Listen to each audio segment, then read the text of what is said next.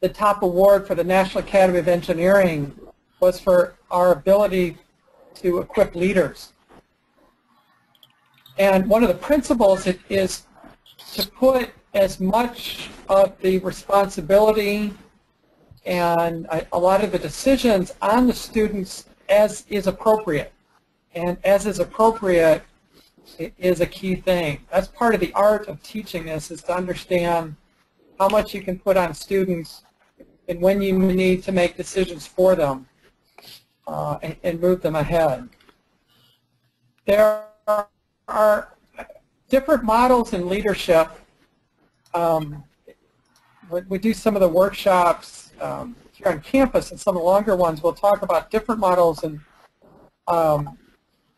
one of the schools of thought is not to have specific identified leaders, but to rotate roles. And that is actually practiced here at Purdue in the first-year program outside of EPICS, where there are different roles that are rotated amongst people.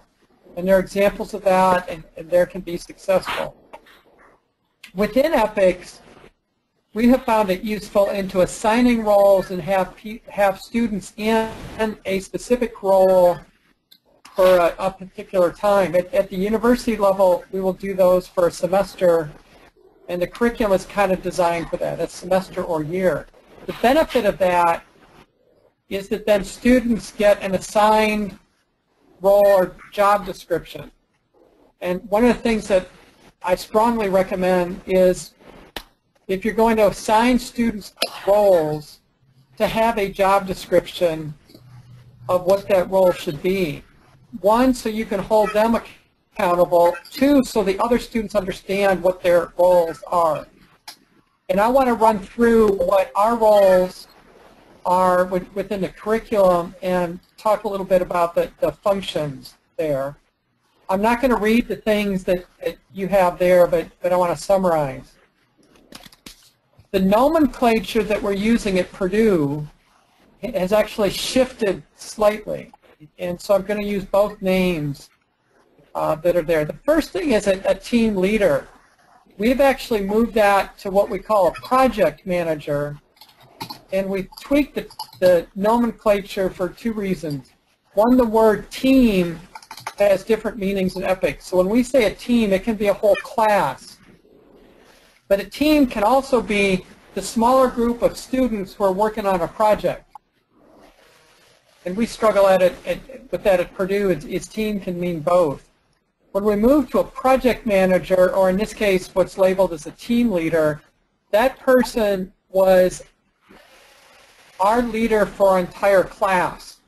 And so that person's job is to keep tabs on the different projects and to keep tabs if they're following their overall goals, and also are they meeting their deadlines. It is important to have someone that is going to look at deadlines and not just the design. So I'm going to contrast that. I'm going to explain the next role and then come back and compare and contrast these two. The second role is what can be called a project leader. They're the ones that are leading the smaller group actually on a specific project. We have transitioned that to call that a design lead. Same function. They're the one that's responsible for that smaller group, the individual design on a specific project. Now if I go out into industry, there are two different groups. There's the people that care about the design, and their job is to make sure the design is perfect.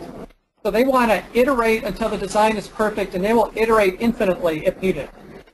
The project people want something done fast and cheap.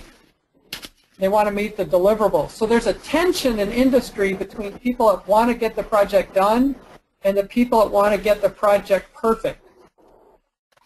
And what we have found is you want students that have those different roles so they can advocate and things get done perfectly enough to meet the deadlines when those two groups can meet. It's also helpful to have somebody, we rely on the project leaders or the project managers.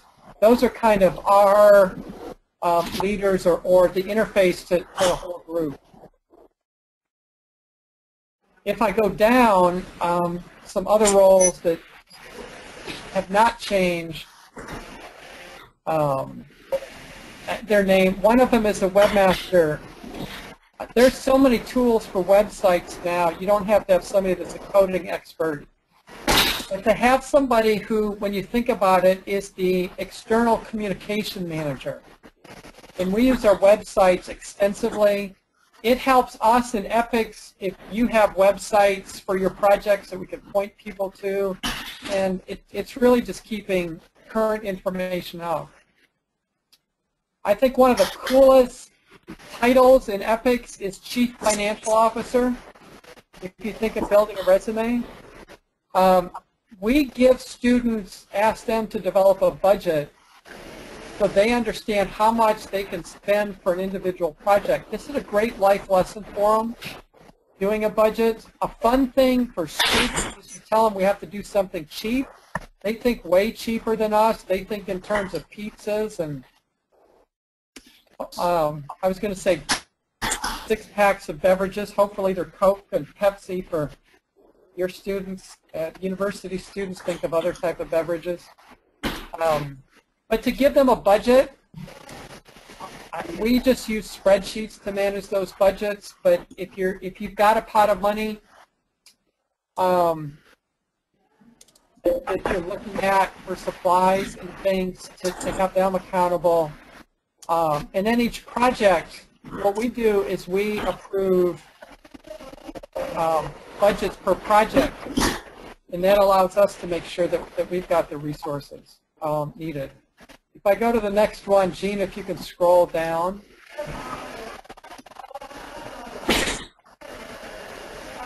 Project liaison, something that we hear over and over from our project partners is they don't want to hear from every student every time that they've got a question. So you can think of the project partner liaison is the one who manages the student communication with our project partner. That doesn't mean they're the only ones that can communicate, but they should be the one that set up a process to communicate and to understand when somebody's communicating. We don't want our community partners harassed, and that person has that role. The final role, and this is some of our nomenclature, we've gone to a phrasing of called it the project archivist. And that actually came from our librarian colleague.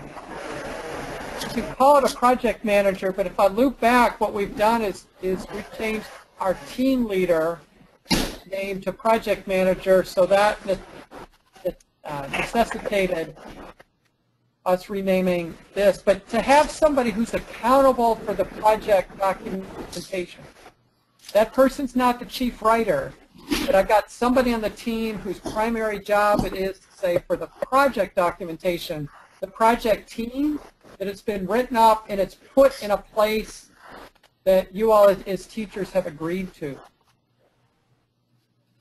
These different roles, one of the benefits again is to have specific roles that students are accountable for, and I can hold them accountable, and part of their evaluation is how you handle those roles and responsibilities. So that's kind of a summary of what we have. It is also important that the students that get the top grades, that every student doesn't have to have a leadership role. But the students that don't have these roles, they're evaluated based on how well they serve the team. Okay, I'm going to open it up. Thanks, Bill. Patty, did that answer your question about the clarifying that it is student roles? Yeah, it did. Thank you. Great. Anybody else have any questions of Bill or us about the roles? Roberta, you've had some really interesting experiences with team roles and leaderships with your after-school program and in your class. How is that working out for you? And it's going pretty well. I basically the same thing. So we run the web after and the budget. So I basically have two project leaders just because you can sometimes say this. So I'll, one thing, and then I'll provide, and then I can start for maybe lots of that go on. Liaison to, I have who's in charge of like the 5 projects, and it's the liaison from each group, and what and then in charge will email and write out and so I can go and get. Okay, Roberta, I'm going to ask you to, if you could, write in just a little bit of that into the chat as we go on, because your mic isn't real helpful, and I want to hear what you have to say. So if you could put that in, a little bit of those pieces that you put, we'll go on, and if you could type it, that would be great. You think you could do that? Give me a thumbs up if you can. That would be great. Excellent. So while she's doing that, we're going to go on. You can see along the side any of the comments or anything. If I can get a thumbs up, if you can see, if there's anything you want to ask, you put it in. Okay. Yeah, I can't understand Roberta either. So yeah, love you, Roberta. But right now, 2 project leaders. Yeah. Type. Okay, that's good. Very good. All right. So we'll get into that. Okay. As we're going to go on because we have about 50 minutes left, or a little less than that, 40 minutes. So I want to go on. So one of the things that I wanted to show you and talk to you a little bit about is through the project identification phase. And what I wanted to do is show you that gate, because this gives you the documents in, and if you can see this document, I think I can have the right screen up. Yes, good. But at the end of each of the phase, you have a gate, but it also gives you really good information about what is going to happen in each part of the different phases of the 5 phases. So project identification, it really does start off with learning, getting your students used to the roles, getting them used to being leaders, and getting them used to just looking at their looking at their community and what they might see as a project or some kind of need within their group.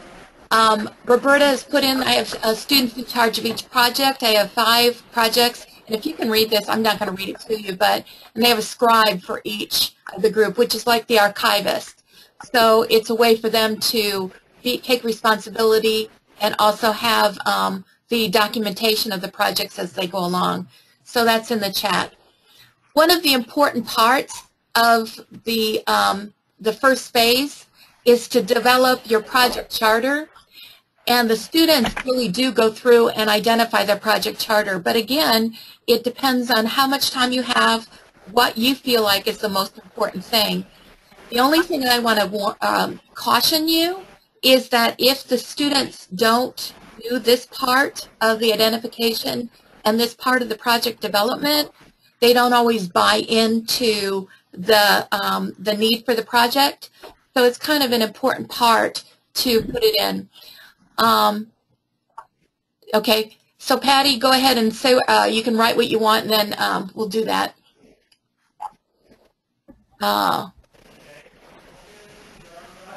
Okay, posting comments, great. Just keep posting comments, and that'll be great. So very good. So again, through the identification phase, you learn and you're figuring out what are the important parts of, or the possibilities of projects. And we're going to go over that document here in a little bit. But also you're looking at the demographics of your community. I wonder if I should move. Now, oops, my audio has been lost. Sounds like that I have a slow connection. Can you still hear me? Maybe you can, maybe you can't. I'm going to keep going. I don't see that you can hear me.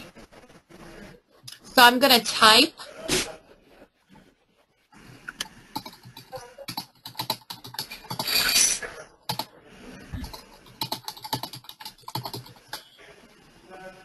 So I don't see where you can see me talking. Is that true?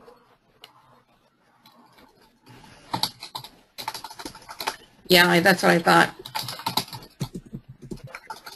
Bill? Bill can hear me. Okay.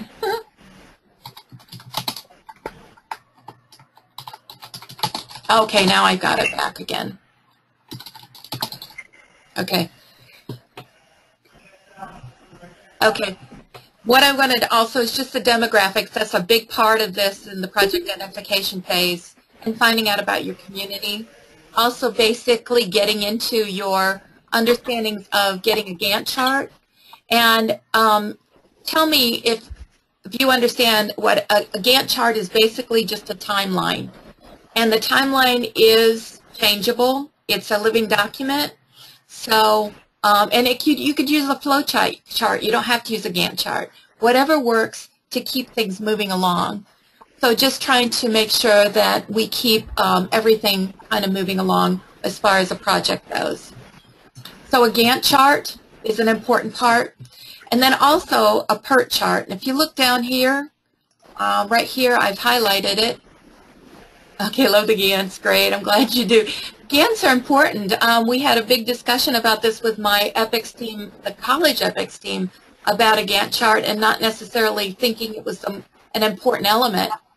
But when they don't put down timelines, they start getting behind. And you want to keep things moving along so that the Gantt chart helps that happen. So any kind of organization that keeps things going along and moving along is great. So if you have another organizational tool, use it. And then the next thing, share it with us all. So that if you find something that works better, then let us know, and then we can work with that. But the thing about a PERT chart, and I've highlighted this right here, the PERT chart allows you to see what the tasks are, but also what could be done in tandem, so that it's not one thing that, let's see, I think I can, yeah, I'm going to move on, zoom in on Windows a little bit and see if I can get this a little bit bigger. So there's your Gantt or your PERT chart. So hopefully that will help a little bit. So as you can see, you're starting here. You may go task 1, and task 2 may go on at the same time. 3, 4, and 7, these may go on at the same time also. But also, you may have to have, this may be your critical pathway, that one has to go here before it can go on to task 6.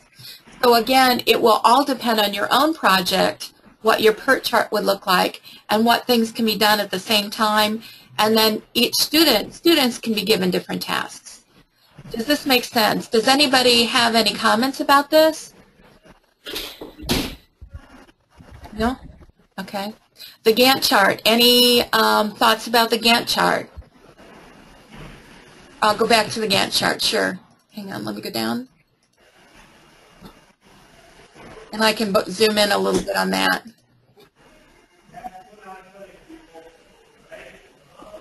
Yeah, I zoom in too much here.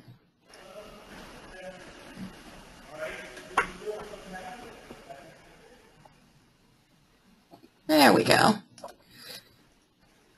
So the Gantt chart, again, could be anything that you want. But one of the things that I like about this Gantt chart, okay, no problem, Randall, go ahead. But it also tells you along the top who is in charge of each thing, who is responsible for the which tasks, a group task, and is it a milestone? So it might be something that you would want to put in there, okay? So that's how a Gantt chart might be helpful, okay? Anything about the Gantt chart? Okay, all right, keep moving. Bill, you can jump in anytime with any of this stuff. Now, another part is a projected budget. Now, obviously, they're not going to have any kind of understanding what they should be budgeting for, but they can start. If they know that it's going to be, say, a bridge, they know that they're going to have wood or whatever materials, so they can start getting an initial budget. So it's a good thing for them to start figuring out what might happen as far as budgets go. And if you look at this, this is the 20th thing, the 20th lesson. So there's a lot of things that happen before this, but it is an important piece, is the budget. Okay? Yeah. Jean, Yeah. if you think about budgets too, there are a couple different ways to set the amount. One is to explain to the students, this is how much we have. So there might be a grant or there might be something else, and they say, this is what we have. We need to figure out how to do this within that budget. Another way is to get them to think about what this would cost, you know, to do this, and then they're iterating through and learning about the pieces. Mm-hmm. So the budget could be a part of the design as far as a recommendation, or it could be this is what we have, and the students are going to have to figure out how to meet the need within that budget. What I'm doing also is I'm putting in the comments as they go, just so that we have that documented, because we can get a printout of the iterations and then that we talk. Okay. Now, one other thing that we do during the first phase of this is we design a backpack, which is, it's strategic in that the students are kind of walking through a small project, and it may be something that they don't even use. It is, but it walks through the entire design process. So that's one of the reasons that we put it into the first phase. So that is another part of that, is putting in the backpack. So we go through the backpack and looking at multiple prototypes and just looking through those design processes. Okay? Any other questions about the project identification phase? Okay. At the end of the project identification phase, again, there's going to be a gate. And what the gate is set to do is be a milestone, so that as students, they have some kind of a process so that they're being evaluated, so that they don't get too far behind and things are kind of moving along. And if they've come up with problems, then you can hit them while things are still kind of new, or while it's still kind of manageable before it gets way out of hand. So the gates are a good way of measuring your students' progress. So that's another way of why the gates are an important part. Okay? Any questions about possibilities of the gates? And again, the gates may be something that you choose not to do, but it would be always good to be checking in with your teams as you go through this. And as everybody's been telling you, you start small. It's really important to start small, as small as you probably can to begin with, just to make sure that you are able to get it going and have a successful outcome. So that's kind of an important part of that. Okay. All right. I wanted to ask you a question about, you all have looked through some of the videos on human-centered design and the importance of human-centered design and how it fits with ethics. Can anybody jump in and just talk about a little bit about what you understand about human-centered design and how it fits with the philosophy of ethics? Anybody willing?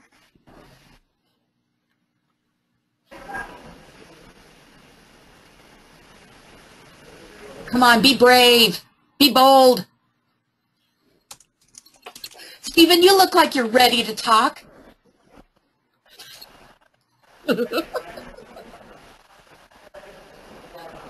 Love getting called on, Gene. That's awesome. I don't know. Can you guys hear me? Yeah. I think maybe I mentioned something about this at the conference, that I think my kids are so willing to jump in and be intellectual about things and immediately start looking for a solution, when really they need to spend a lot more time understanding the situation of the people that they're trying to serve. So I really like spending a lot of time in that aspect of problem identification, of just watching, interviewing, and listening to the people, and really try to articulate what it is they need, not what it is that my students think they want to build, which would be fun for them, but what is actually really going to help the customer. Great, Stephen. Somebody else want to add in a piece of that? Roberta put in trying to figure out what other people want and placing yourself in their shoes. Thank you, Roberta, for that. Anybody else? What about Felix? I see you right there. Okay, let's see. Are you muted? Yeah, I was just actually typing. Okay. There. I can just pause mine. Okay. Yeah, what Stephen said, because I felt like when we did the simulation during the conference, that bit was missing for us, where we were thrown into a project and we just had to come up with a way to make the lunch lines effective. And we didn't get to really appreciate the nature of the problem, and we had to do something. So I just felt like it just didn't make me feel good about what exactly we're supposed to do. So yeah, that's what I was thinking. In a sense, we weren't really thinking about their specific needs. We didn't really understand the problem well, and we're just jumping in to come up with solutions. Great. So I just definitely think, yeah, that would be an important thing that we want to know really. Yeah, I'm just going around now. Yeah, that's it. But how many times do we just throw kids into something? We say, okay, go ahead, build. And we don't look at what is really needed. And Bill Oakes has got a great story about one of the groups, and I think I even said it, talked about the group that had a handheld device for the student to use. Bill, do you want to explain that one, or did we explain it at the Chicago training? Did we? I think we did. Oh, is this the thing designed for a right-handed person? Yeah. Yeah. Yeah. There are a lot of experiences. I mean, we had a high school that had designed something for a zoo that it was an amazing addition over to the zoo, but when they got it there, they hadn't thought through that it had to go into the cage, and it was fully assembled and glued, and it wouldn't fit through the door. So getting students early to do prototyping, to understand what are the things that they need to think about in their specification. Students hate the requirements phase. They just want to build. But the high value add is to understand what are the requirements and what are the needs. I was just an hour ago in with one of the advisors, and they had two students there, and they were obsessed with a design had to have 3 steps. And they said, why 3 steps? And what they were debating is whether opening the device counted as a step. And they took a step back and said, what is actually the requirement? And the requirement really was it's easy to use. And they were measuring it by numbers of steps. And so they got in to talk about whether the user was going to perceive that being. But there are a whole lot of requirements. And it wasn't an ethics project, but I used an example of for our agricultural engineers is a real-life industrial example is they were talking about, they were designing equipment that picked tomatoes. They're coming up with these specifications, but really the issue was how do you be able to pick up a tomato without bruising? Tomatoes are very easy to bruise. And when they were looking at solving that, when they went back to that requirement, the people on the ag side said, well, we could breed a tomato with tougher skin, which ended up being easier. But sometimes we can dive in where we're not really understanding the problem. Thank you, Bill. Okay, so as we're kind of moving along here and you are working through and you have been exposed to the project identification phase or realizing how important that is to identify a doable project, but also to think about, as we think about a project, is it manageable? Is it age and developmentally appropriate? So thinking about if they're trying to, you know, do something like design a new skin for a tomato, that might be one of those things where you kind of pull the kid back and say, okay, what kind of expertise do we need to know? And not necessarily telling them, but helping them to discover that they're either going to need a lot more expertise or they're going to have to figure out another alternative for the project. They also need to be a cost. Is it cost appropriate? Is it possible to do it with the funds that are available? And what are the community partners that they would be able to get, and the cost, and if there is cost, or who those people are. So in our identification process, and what we're doing for the next 4 weeks is talking through as a team to help each individual school start to look at what is a possibility for their school and to talk through the possibilities. So as I'm going to go over to the other screen here, and this is a project planning document that you all have, I believe. And it's a way of starting to look at your school and look at the possibilities of projects. So one of the things to think about is how starting small. So you may want to start in your own school, and I imagine over the last month or last 3 weeks, you've started to think about this. Anybody started to think about what kind of a project they might be able to do?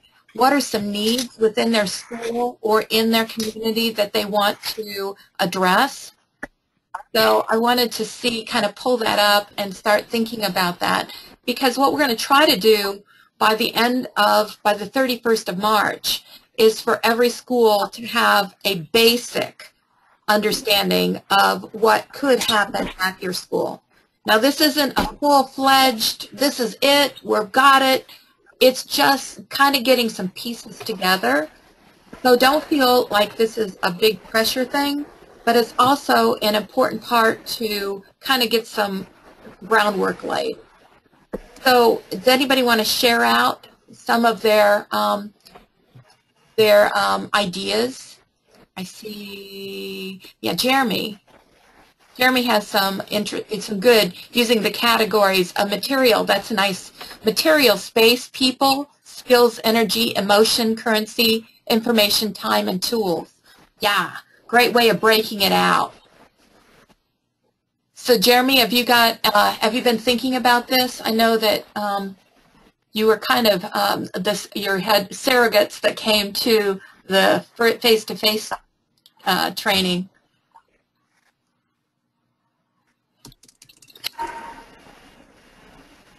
So Jeremy, can I get you to talk about this? Yeah, I just turned my mic on. Can you hear me? Yeah, great. Can everybody hear him? Oh, good. Thanks, Stephen.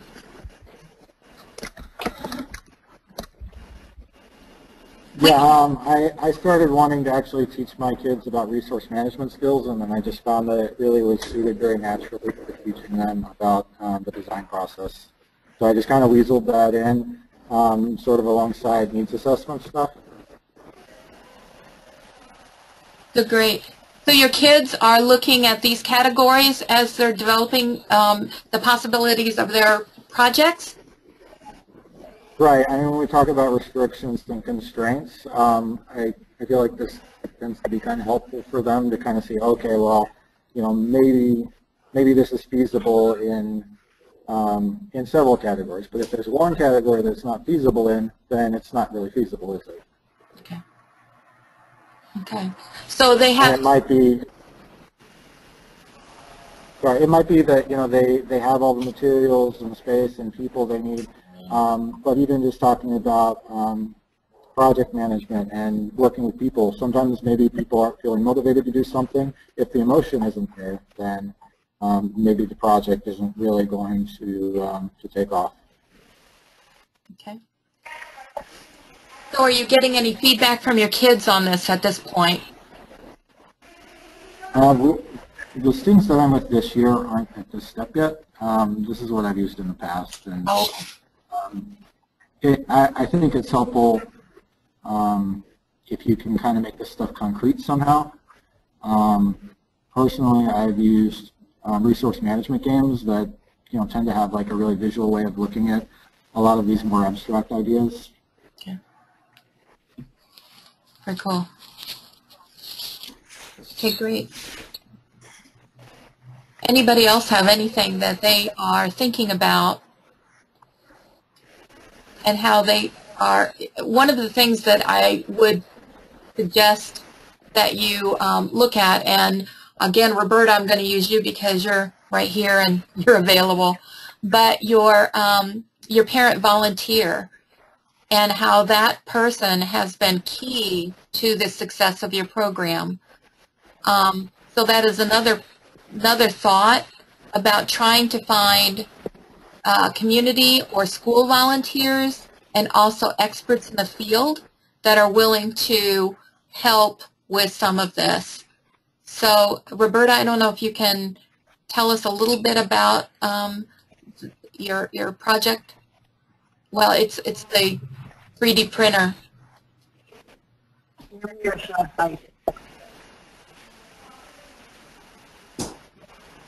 Can you hear me?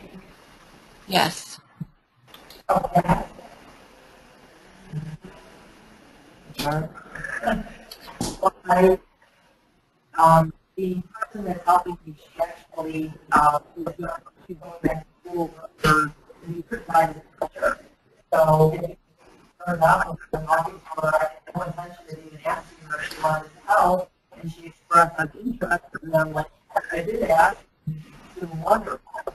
And actually, parents who have worked in construction, they started with the saw things for us, they did cut plexiglass, and then I just and then one day on, I didn't know what 1 hour and put something time. So, what did you ask her? Roberta, are you and Peter in the same room?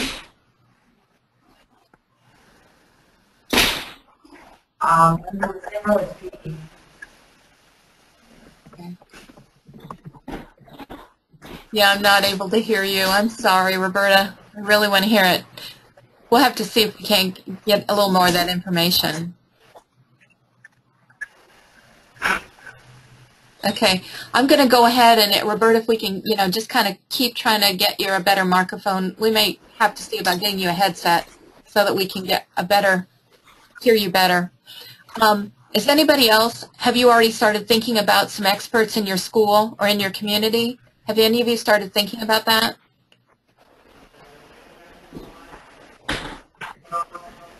I'll jump in with something that we were.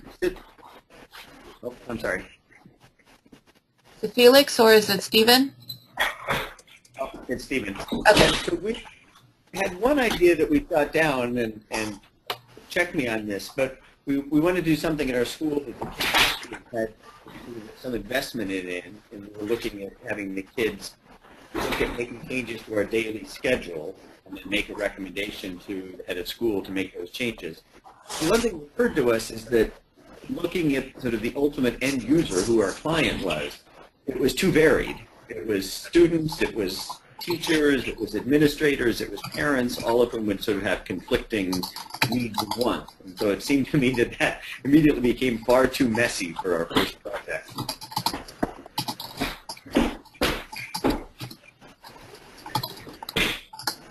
So, yeah, and it is, I was just talking with, a little bit with, Patty was talking about how endless the possibilities are with all of this. And specific projects, you don't really have to think about specific projects, but think about what needs do you see? Are there specific needs that you see in your school or in your community? One of the schools in Indianapolis is Shortridge. It's actually been gambled, school that is moving into Shortridge High School. And it is the oldest high school in Indiana. And what they're seeing is this huge courtyard.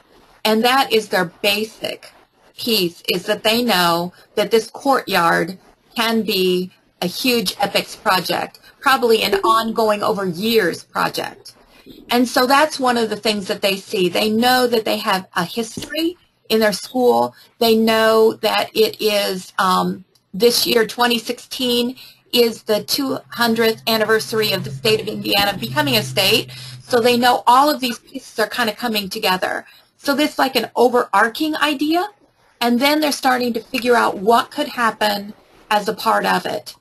So thinking as an overarching idea and then kind of starting to bring it down into something that might be manageable. So that's kind of what I'm saying. Yeah, Bill, go ahead. Yeah, it's also, if I go back to the school example, you could look at, get the students to say who's going to receive the product.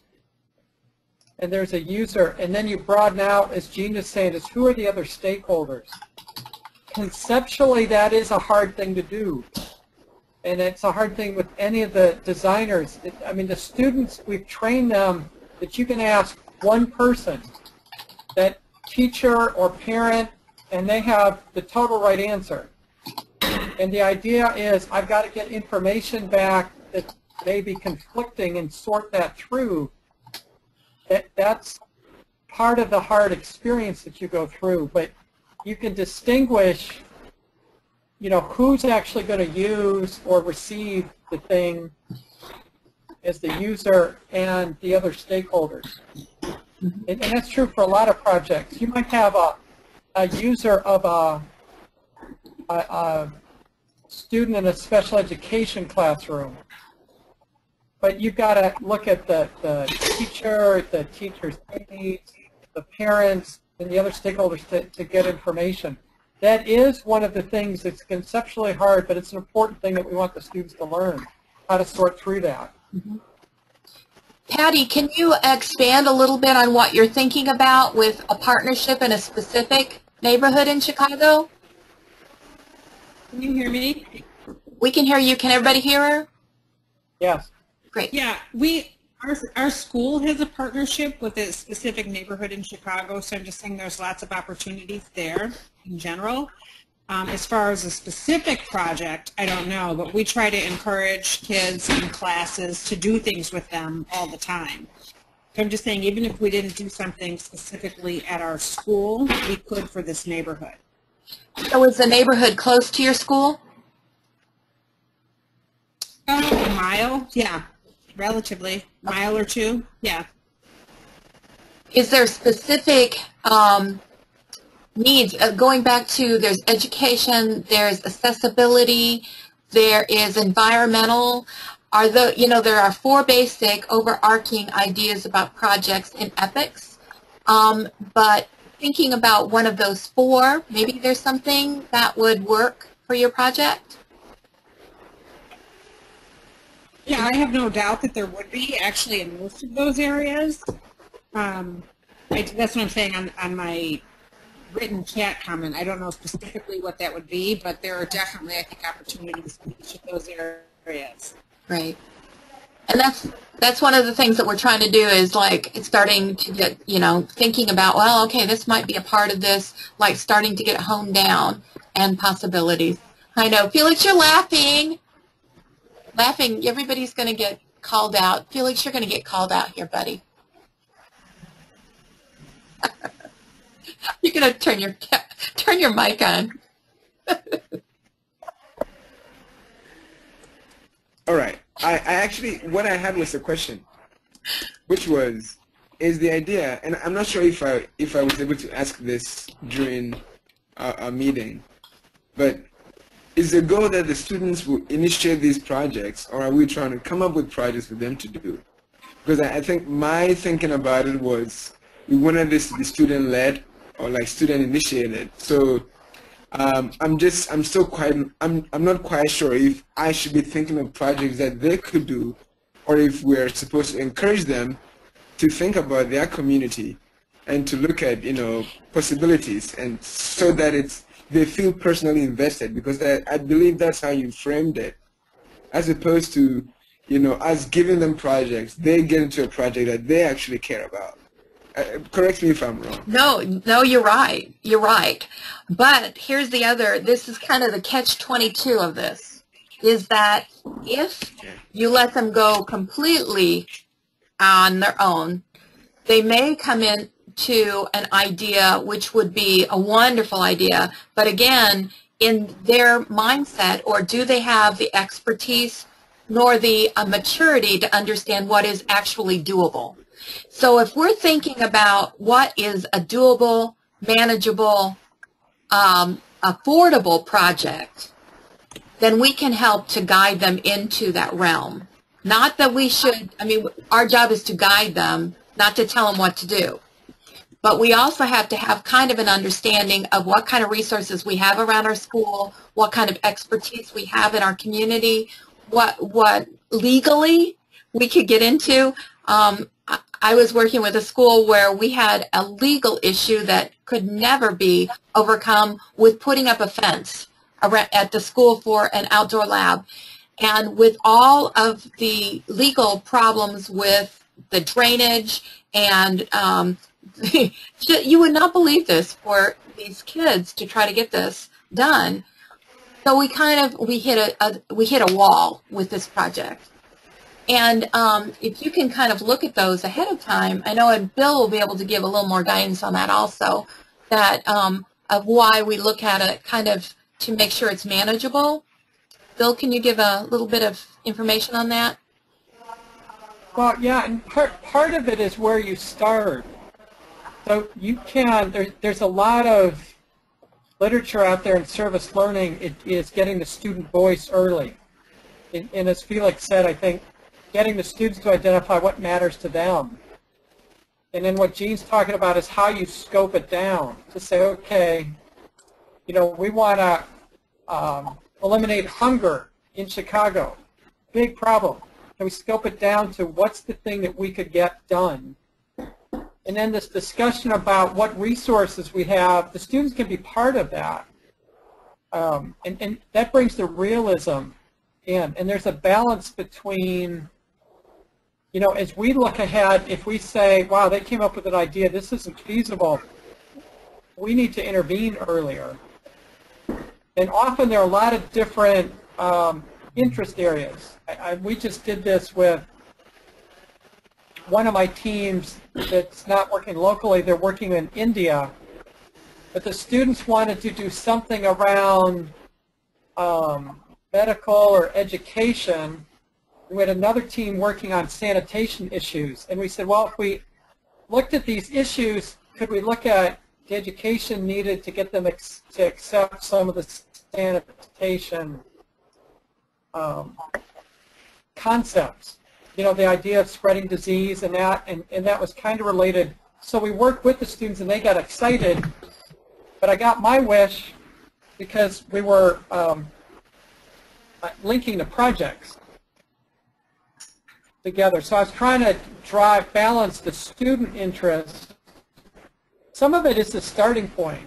At some point you need to figure out where's the initial ideas and then when you iterate.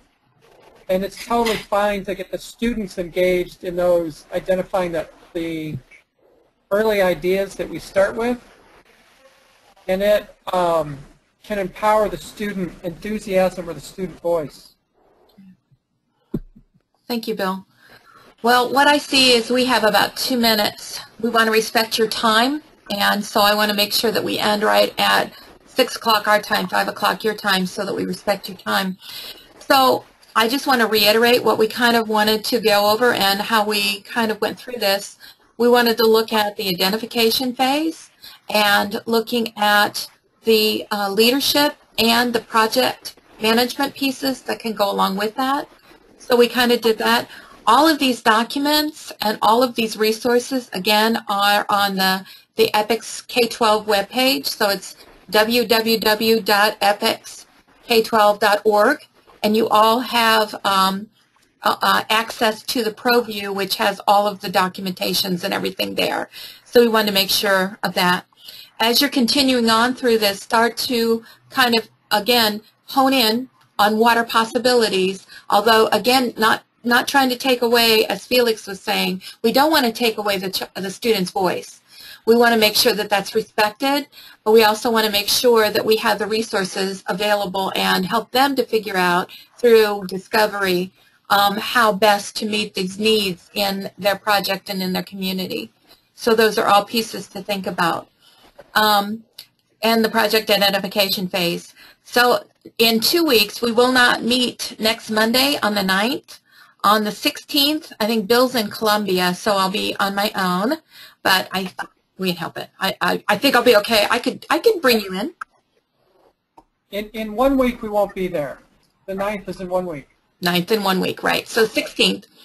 And so then what we're going to work on and look at there is we're going to look at assessments. I know everybody's going, but what I'm going to do is assign one assessment per school, and you're going to look at that and then present it so that we can see how assessments are built into the curriculum. And then we're also going to look into the specifications phase and how that is an important part of moving your project forward. So again, continuing to think as we go through this process, continuing to think about what your project might be, where it might be, and what resources you have. Okay? Any ending comments? All right. Well, again, thank you for your time. Thank you for being here, and thank you for joining the EPICS team. We appreciate it. Thank you. All right, thank you. Bye. Bye.